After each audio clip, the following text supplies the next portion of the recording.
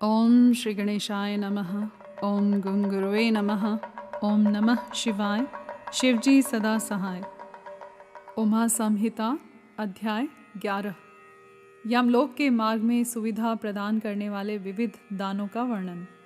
व्यास जी बोले, प्रभु, पापी मनुष्य बड़े दुख से यमलोक के मार्ग में जाते हैं।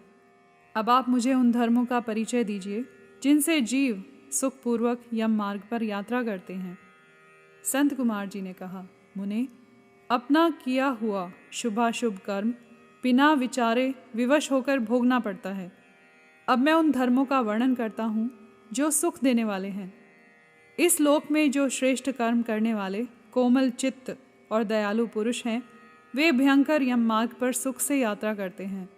जो श्रेष्ठ ब्राह्मणों को जूता और खड़ाऊ दान करता है, वह मनुष्य विशाल घोड़े पर सवार हो बड़े सुख से यमलोक को जाता है। छत्र दान करने से मनुष्य उस मार्ग पर उसी तरह छाता लगाकर चलते हैं जैसे यहाँ छाते वाले लोग चलते हैं। शिविका का दान करने से मनुष्य रथ के द्वारा सुख से यात्रा करते हैं।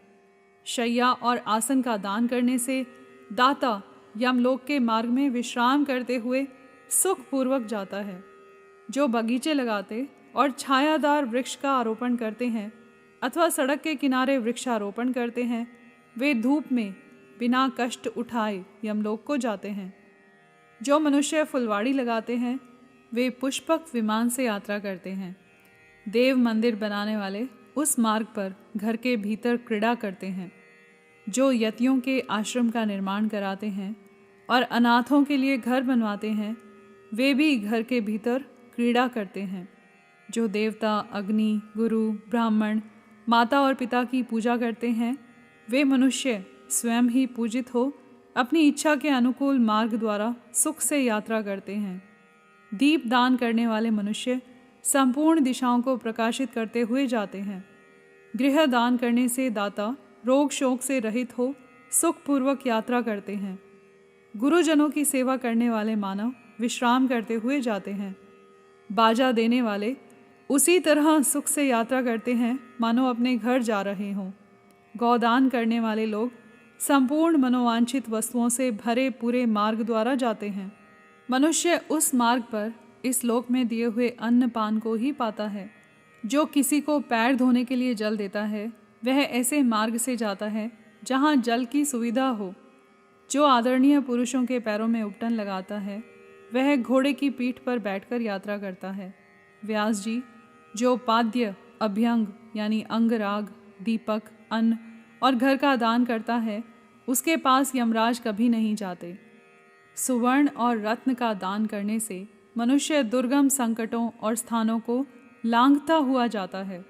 चांदी, गाड़ी ढोने वाले बैल और फूलों की माला दान करने से दाता सुखपूर्वक यमलोक में जाता है।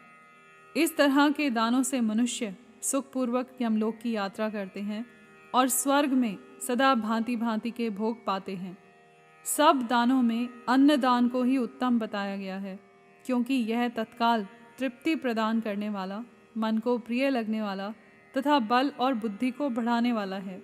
मुनि श्रेष्ठ, अन्न के समान दूसरा कोई दान नहीं है, क्योंकि अन्न से ही प्राणी उत्पन्न होते हैं और अन्न के अभाव में मर जाते हैं। अतएव अन्नदान से महान पुण्य बताया गया है, क्योंकि अन्न के बिना भूख की आग से तप्त हुए समस्त प्राणी मर जाते हैं। अतः अन्न की ही सब लोग प्रशंसा करते हैं, क्योंकि अन्न में ही सब कुछ प्रतिष्ठित है। अन्न के समान दान न तो हुआ है और न होगा। मुने, यह संपूर्ण जगत अन्न से ही धारण किया जाता है। लोक में अन्न को बलकारक बताया गया है, क्योंकि अन्न में ही प्राण प्रतिष्ठित हैं।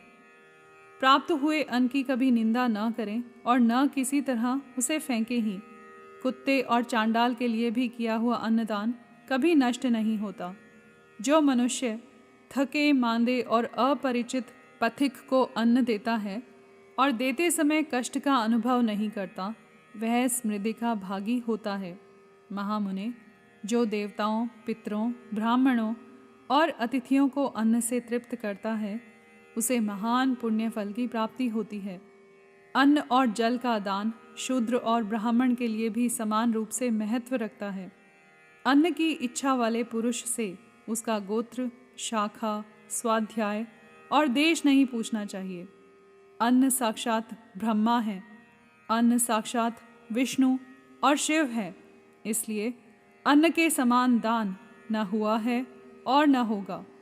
जो पहले बड़ा भारी पाप करके भी पीछे अन्न का दान करने वाला हो जाता है, वह सब पापों से मुक्त होकर स्वर्ग लोक में जाता है।